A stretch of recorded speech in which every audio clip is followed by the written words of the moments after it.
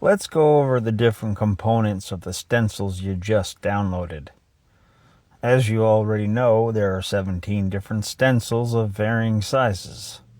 Some are bigger than others, and some have a few more features as well. Regardless, they all have the same components found in the stencil you are staring at right now.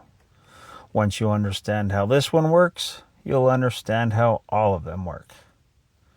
This image is of a 60 single-sleeved deck or a 110 non-sleeved deck of cards.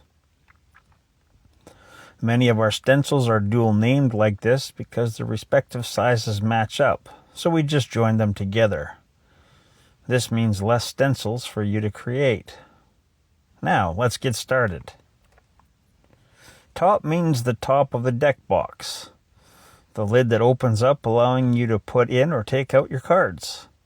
This is mentioned because when figuring out how to trace out your design, you can foresee where the top of the deck box will be. The front, back, and bottom are also labeled for the same reason. The amount of cards that the stencil can house is always listed in this location. This can be quite helpful if you have several different stencil sizes in your inventory. This is the top front of the deck box. The front is the part facing you when opening it, and in order to lift up the lid, there needs to be a small opening. So we added in a half circle like shown with a V-shaped option as well. This is a built-in glue flap that will be creased, folded, and glued to the inside of the deck box. It is how the box holds its shape. Sometimes you may not want to use a part of the packaging in your design, so you can substitute in a piece from another area by adding in a glue flap to hold it in place. These little triangles help with that and are your guide marks for creating additional glue flaps. You can watch the video called Deck Box Builder Many Pieces, Many Flaps to learn more about this. The dotted lines show you where you can create a glue flap using these little triangles. Typically, you need one glue flap for each additional piece made to create a deck box. This rectangle serves two purposes. The first is to be measured once the stencil has been printed. Inside the rectangle is its width in millimeters and inches. We recommend using the millimeter option for better accuracy.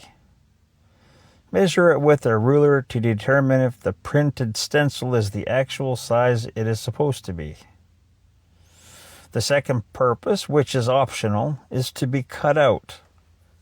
Doing so allows you to see what is underneath when positioning the stencil for tracing and ensuring that it is centered correctly and not crooked. These are the center lines to help you with lining up the stencil just the way you want it for tracing. Notice how these grayed lines are thicker than the other lines. They represent the places on your actual paperboard where you will be creasing it for creating a box. Just look for them on your stencil if you are ever unsure of where to start creasing. There are 6 of these little nubs on every stencil. The sole purpose of 4 of them is to show you where the sides of the box ends and the front or back starts. These are helpful for making glue flaps or for knowing where to draw your crease lines. The last 2 will be explained shortly. These numbers are the physical box dimensions in millimeters and inches. They are there in case a situation arises where you might not be sure of where to draw a line.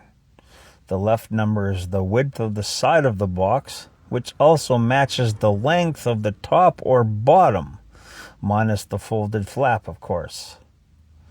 The second number shows the width of the box, and the number on the far right shows height. The word scrub has been added to the flaps as a reminder of where to scrub off any waxy surface in preparation for gluing. The glue flap is also labeled, but also reminding you to do the same with any additional glue flaps you may create. There are 2 additional nubs created on this bottom flap with diagonal dotted lines rising to the outer edges.